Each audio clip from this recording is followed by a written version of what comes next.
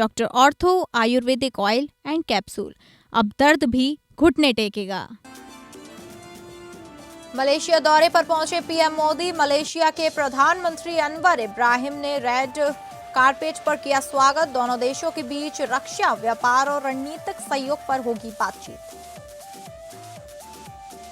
Bharat America trade deal पर उद्योग मंत्री पीयूष गोयल ने प्रेस कॉन्फ्रेंसिंग कर किया बड़ा ऐलान। पीयूष गोयल ने कहा, उन प्रोडक्ट्स के नाम बताएं जिसमें अमेरिका भारत के प्रोडक्ट्स पर 0% टैरिफ लगा रहा है। उद्योग मंत्री ने कहा, भारत ने अमेरिका को किसी भी एग्री और डेयरी प्रोडक्ट्स पर छूट नहीं दी। राष्ट्रपति द्रौपदी मुर्मू का छत्तीसगढ़ दौरा। राष्ट्रपति ने बस्तर के जगदलपुर में बस्तर पंडुम 2026 का किया उद्घाटन। समारोह में राज्यपाल रमन डेका और मुख्यमंत्री विष्णुदेव साय रहे मौजूद। पूर्णिया सांसद पप्पू यादव गिरफ्तार। 31 साल पुराने धोखाधड़ी के एक मामले में हुई गिरफ्तारी। गिरफ्तारी के बाद पप्पू यादव की बिगड़ी तबीयत। पप्पू यादव ने अपनी हत्या की साजिश बताया।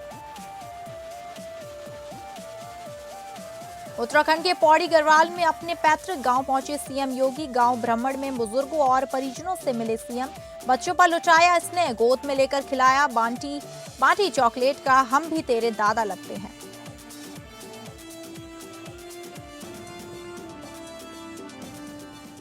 नमस्कार, आप सभी का स्वागत है और मैं हूं आपके साथ अंकिता सिंह। बुलेटिन की शुरुआत करेंगे पीएम मोदी के दौरे को लेकर, जहां प्रधानमंत्री नरेंद्र मोदी अपने 2 दिन के दौरे पर मलेशिया की राजधानी कुआलालंपुर पहुंच गए हैं। प्रधानमंत्री नरेंद्र मोदी के कुआलालंपुर पहुंचते ही मलेशिया के प्रधानमंत्री अनवर इब्राहिम ने स्वागत किया। एयरपोर्ट पर औपचारिक मुलाकात के साथ उन्हें पारंपरिक सांस्कृतिक अंदाज में गर्मजोशी भरा स्वागत मिला। यह स्वागत इस दौरे के महत्व को दिखाता है, जहां दोनों देशों के बीच रणनीतिक और आर्थिक सहयोग पर बातचीत आगे बढ़ेगी। इस यात्रा के दौरान रक्षा, व्यापार, निवेश और टेक्नोलॉजी जैसे मुद्दों पर अहम बातचीत होने की उम्मीद है। प्रधानमंत्री मोदी की यात्रा को लेकर मलेशिया में भारतीय समुदाय में जबरदस्त उत्साह है।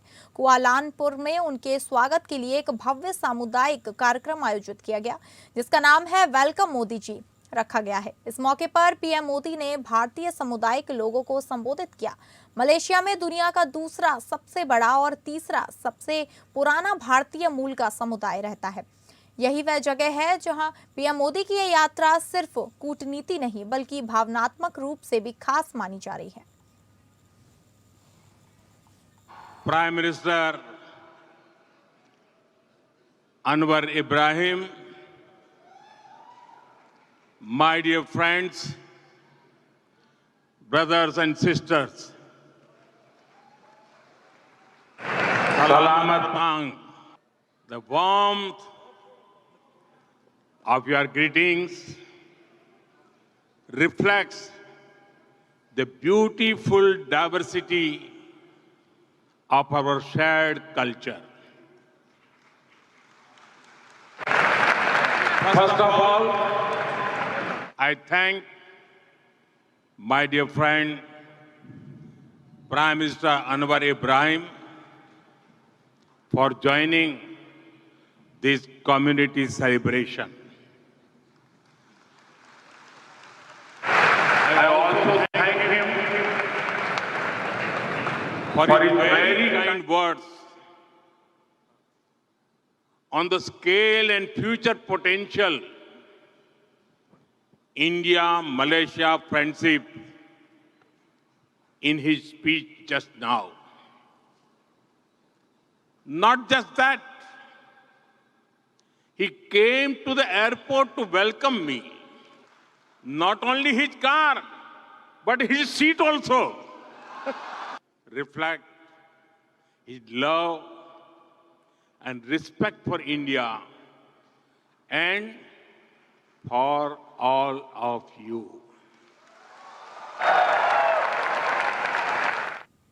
भारत और अमेरिका के बीच 500 अरब डॉलर के व्यापार समझौते के लिए एक अंतरिम ढांचे पर सहमति बन गई है। केंद्रीय मंत्री पीयूष गोयल ने शनिवार को अमेरिका के साथ हुई इस डील पर सरकार का पक्ष रखा। भारत और अमेरिका के बीच 500 अरब डॉलर के व्यापार समझौते के लिए एक अंतरिम ढांचे पर सहमति बन गई है।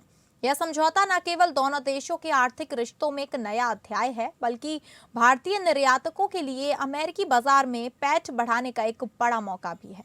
केंद्रीय मंत्री पीयूष गोयल ने शनिवार को अमेरिका के साथ हुई इस डील पर सरकार का पक्ष रखा। उन्होंने कहा कि देश को विकसित बनाने की दिशा में यह समझौता अहम साबित होगा। उन्होंने द्विपक्षीय संबंधों को मजबूत करते हुए एक भव्य दूरदर्शी दृष्टिकोण प्रस्तुत करने के लिए प्रधानमंत्री मोदी और अमेरिकी राष्ट्रपति ट्रंप के नेतृत्व की प्रशंसा की। द्विपक्षीय समझौते की चर्चा करते हुए गोयल ने कहा कि यह दोनों देशों के बीच व्यापार को बढ़ावा देने और सहयोग को गहरा करने पर केंद्रित रही। इस समझौते से भारतीय निर्यातकों, विशेष रूप से लघु एवं मध्यम उद्यमों, किसानों और मछुआरों के लिए अवसरों में वृद्धि होने की उम्मीद है। उन्होंने निर्यातकों, लघु व मध्यम उद्यमों, किसानों और मछुआरों के लिए लाभान्वित संभावित लाभों पर प्रकाश डालते हुए गोयल ने समझौते को भारत की विकसित भारत 2047 की यात्रा में एक महत्वपूर्ण मील का पत्थर बताया, जिसमें रोजगार सृजन, मजबूत व्यापार संबंध और नवाचार और निवेश के अवसरों पर जोर दिया गया है। कई ऐसी वस्तुएं जिन पर पहले 50% टैरिफ लगता था, अब शून्य शुल्क के साथ अमेरिकी बाजार में प्रवेश करेगी। गोयल ने इस बात पर प्रकाश डाला कि भारत के कई कृषि उत्पाद भी शून्य शुल्क पर अमेरिकी बाजार में प्रवेश करेंगे। उन्होंने इस बात पर जोर दिया कि व्यापार समझौता किसानों के हितों को नुकसान नहीं पहुंचाता है। रूसी तेल खरीद से जुड़े एक सवाल पर गोयल ने कहा कि इसका जवाब विदेश मंत्रालय की ओर से दिया जाएगा। आने वाले दिनों में जिस प्रकार से नए अवसर, नए मौके खुलते हैं, जिस प्रकार से हमारे निर्यातकों के लिए बहुत बड़े पैमाने पे यूनाइटेड स्टेट्स ऑफ अमेरिका, जो दुनिया की सबसे बड़ी अर्थव्यवस्था है, लगभग $30 ट्रिलियन की अर्थव्यवस्था, अब हमारे निर्यातकों के लिए मोस्ट प्रिफर्ड ड्यूटी के साथ खुलती है। और जिस प्रकार से हमारे किसानों के हितों का संरक्षण किया गया है, पूर्णतः संरक्षण किया गया है किसानों का, डेयरी का, उसको मद्देनजर रखते मैं मानता हूं ये जो यूनाइटेड स्टेट्स और भारत के बीच जॉइंट स्टेटमेंट कल देर रात फाइनलाइज हुआ, विश्व के समक्ष रखा गया, इसका देश के कोने कोने में स्वागत हुआ है। भारत और अमेरिका ने व्यापार समझौते के लिए एक ढांचा तैयार किया है, जिसमें दोनों देशों के बीच आयात निर्यात पर टैरिफ दरों को लेकर सहमति पर जताई गई है। इस समझौते से मेक इन इंडिया को मजबूती मिलेगी और किसानों, एमएसएमई और स्टार्टअप्स को नए अवसर मिलेंगे। समझौते के अनुसार अमेरिका ने भारतीय उत्पादों पर टैरिफ 50% घटाकर 18% कर दिया है। भारत के निर्यातकों को अमेरिका में बड़ा बाजार मिलेगा। निर्यात बढ़ने से लाखों नए रोजगार पैदा होंगे, खासकर महिलाओं और युवाओं के लिए। जेनेरिक दवाएं, हीरे जवाहरात और विमान के पुर्जों पर टैरिफ 0% रहेगा। गेहूं, चावल, मक्का, दूध, पनीर, पोल्ट्री और अन्य संवेदनशील उत्पादों पर कोई समझौता नहीं हुआ है। अमेरिका के कृषि और औद्योगिक सामान पर टैरिफ घटाए जाएंगे, जैसे मेवे, फल, सोयाबीन तेल, शराब और पशु आहार। डेटा सेंटर में इस्तेमाल होने वाले जीपीयू, अन्य तकनीकी सामान और डिजिटल व्यापार में सहयोग बढ़ेगा। दोनों देश मिलकर सप्लाई चेन मजबूत करेंगे और तीसरे देशों की नीतियों से सुरक्षा सुनिश्चित करेंगे। अगले 5 साल भारत $500 अरब का ऊर्जा, विमान, धातु, तकनीक और कोल का सामान अमेरिका से खरीदेगा। वहीं समझौते से भारत और अमेरिका के बीच व्यापार बढ़ेगा, रोजगार पैदा होंगे और दोनों देशों की अर्थव्यवस्था मजबूत होगी। यह समझौता दोनों देशों के बीच आर्थिक संबंधों को नई दिशा देने में मदद करेगा।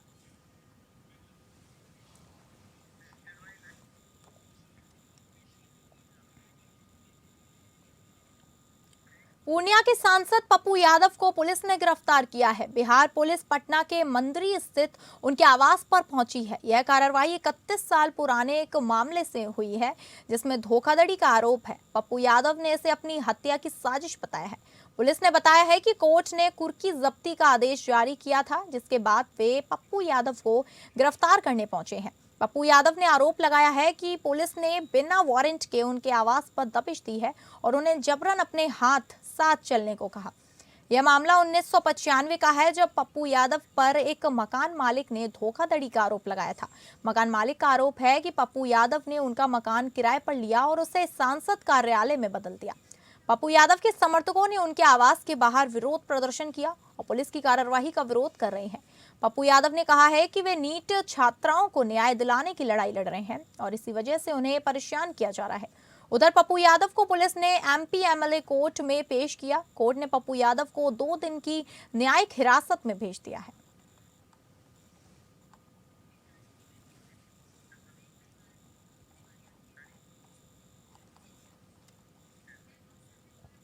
राष्ट्रपति द्रौपदी मुर्मू का माई दंतेश्वरी का पावन धरा बस्तर में आगमन हुआ है। राष्ट्रपति ने 3 दिवसीय बस्तर पंजुम 2026 उत्सव का दीप प्रज्वलित कर भव्य शुभारंभ किया। इस ऐतिहासिक अवसर पर राज्य और केंद्र के कई वरिष्ठ नेता मौजूद रहे। राष्ट्रपति द्रौपदी मुर्मू आज बस्तर प्रवास पर जगदलपुर पहुंचे, जहां उन्होंने माई दंतेश्वरी का पावन धरती पर आयोजित 3 दिवसीय बस्तर पंजुम 2026 उत्सव का दीप प्रज्वलित कर विधिवत उद्घाटन किया। इस मौके पर छत्तीसगढ़ के राज्यपाल रमन टेका, मुख्यमंत्री विष्णुदेव साय, उप मुख्यमंत्री विजय शर्मा, केंद्रीय राज्य मंत्री तोखन साहू, भाजपा प्रदेश अध्यक्ष सह जगदलपुर विधायक किरण सिंह देव विशेष रूप से उपस्थित रहे। बस्तर पंजुम उत्सव के माध्यम से बस्तर की समृद्ध आदिवासी संस्कृति, परंपराओं और लोक कला को राष्ट्रीय मंच प्रदान किया जा रहा है।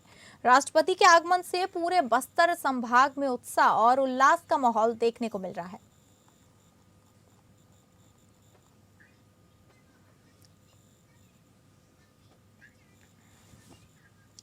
खबर का रुख करेंगे, जहां उत्तराखंड दौरे पर पहुंचे उत्तर प्रदेश के मुख्यमंत्री योगी आदित्यनाथ ने शुक्रवार रात अपने पैतृक गांव पंचूर में रात्रि विश्राम किया।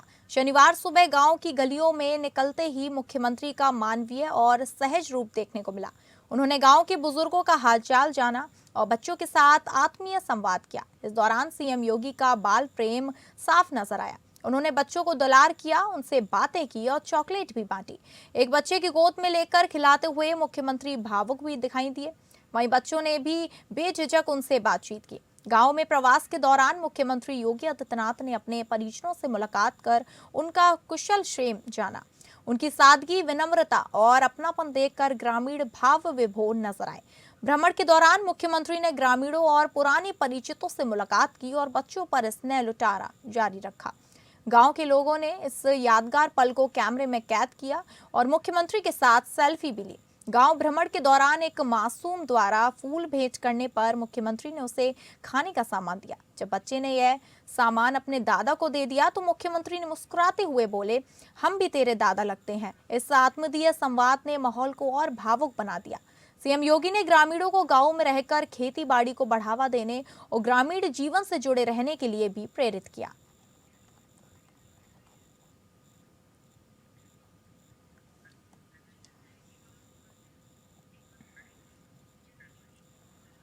पीलीभीत की पूरनपुर तहसील क्षेत्र के ढका जमीमा बूथ पर मतदाता सूची से नाम काटे जाने के नोटिस जारी होने से इलाके में हड़कंप मच गया है।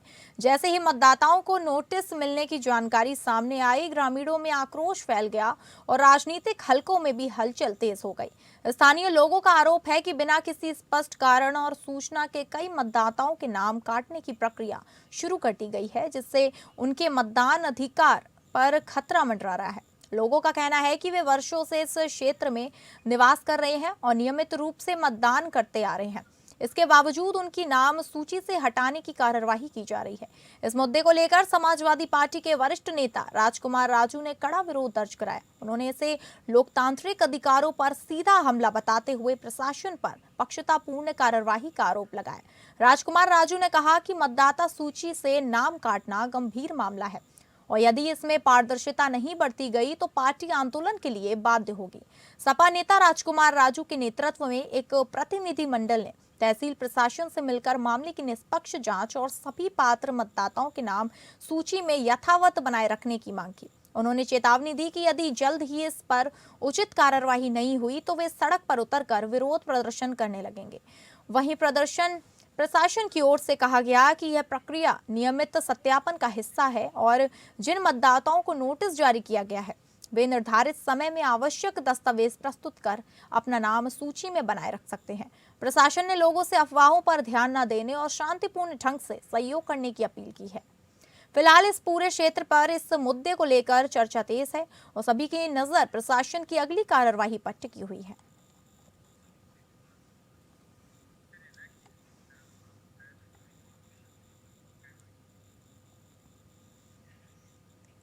अंकिता भंडारी को न्याय दिलाने के लिए 8 फरवरी को देहरादून के परेड ग्राउंड में महापंचायत का आयोजन होने जा रहा है, जिसे इंडिया गठबंधन के सभी दलों का समर्थन मिला है। पूर्व मुख्यमंत्री हरीश रावत ने इस महापंचायत की घोषणा की है, जिसका उद्देश्य अंकिता भंडारी को न्याय दिलाना है। हालांकि भाजपा ने इस महापंचायत को विपक्ष का राजनीतिक मुद्दा बताया है। भाजपा के विधायकों का कहना है कि मुख्यमंत्री पुष्कर सिंह धामी ने अंकिता भंडारी को न्याय दिलाने के लिए हर संभव प्रयास किया और उनकी संतुष्टि के कारण ही सीबीआई जांच संभव हो पाई है। वहीं कांग्रेस का आरोप है कि सीबीआई जांच सरकार प्रायोजित है और वे उच्चतम न्यायालय की निगरानी में जांच की मांग करते हैं।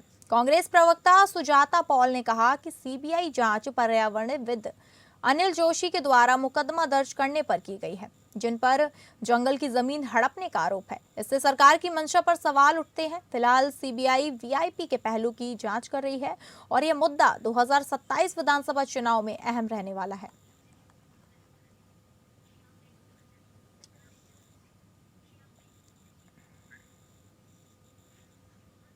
नर्मदापुरम से इस वक्त की बड़ी और दर्दनाक खबर सामने आई है, जहां पथरोटा क्षेत्र की बड़ी नहर में देर रात एक भीषण सड़क हादसा हो गया, जहां तेज रफ्तार कार नहर में गिर गई। इस हादसे में कार सवार 3 युवकों की मौके पर ही मौत हो गई।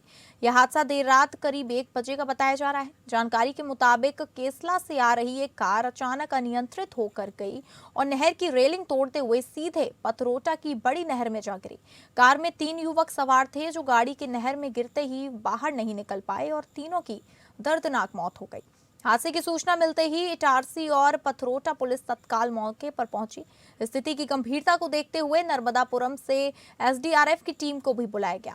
करीब 2.5 घंटे तक रेस्क्यू ऑपरेशन चलाया गया। स्थानीय लोगों और जेसीबी मशीन की मदद से कार को नहर से बाहर निकाला गया। जब कार को नहर से बाहर निकाला गया तो उसके अंदर तीनों युवक मृत अवस्था में पाए गए। पुलिस ने तीनों शवों को कब्जे में लेकर पोस्टमार्टम के लिए शासकीय अस्पताल भेज दिया है। फिलहाल पुलिस पूरे मामले की जांच कर रही है।